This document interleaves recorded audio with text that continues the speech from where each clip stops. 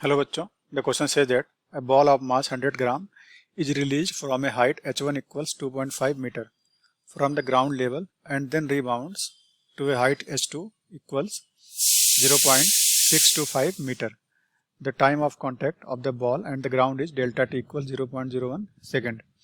The impulsive or impact force offered by the ball on the ground is, तो इसका लेते हैं की कॉन्सेप्ट, ठीक है। यहाँ यूज करेंगे formula of impulse.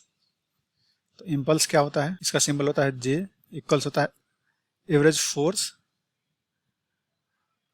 Into time of contact F delta T, equals होता है change in momentum M delta V, ठीक है।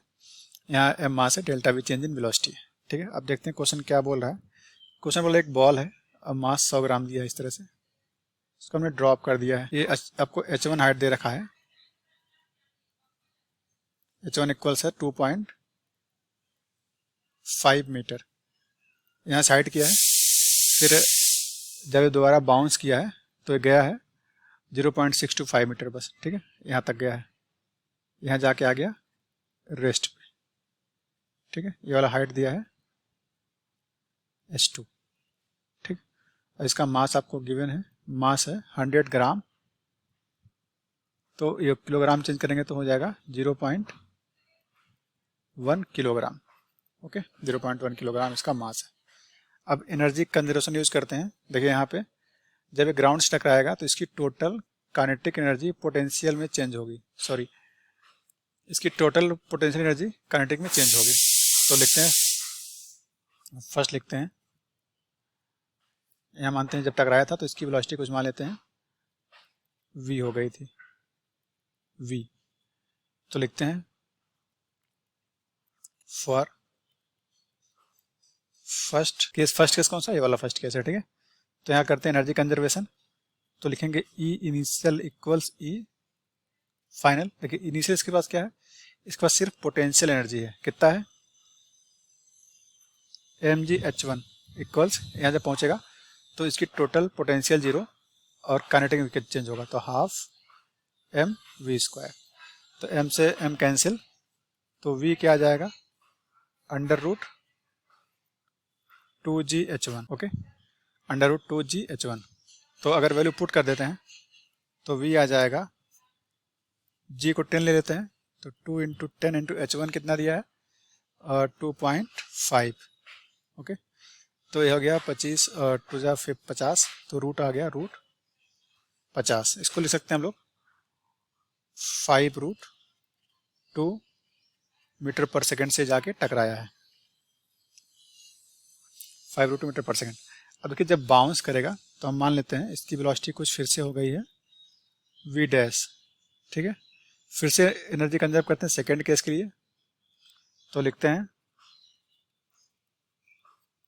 वेलोसिटी आफ्टर इम्पैक्ट, फिर से एनर्जी कंजर्व करते हैं ई इनिशियल इक्वल्स ई फाइनल। हम मानते हैं इम्पैक्ट के बाद वेलोसिटी v डैश है, तो हो गया हाफ m v डैश का स्क्वायर इक्वल्स mgh2। तो m से m कैंसिल, तो v डैश कितना आ जाएगा, v डैश आ जाएगा 2gh2। वैल्यू पुट करते हैं तो 2, g को 10 ले लेते हैं, और h2 आपको गिवन है 0.625, ठीक है, 0.625।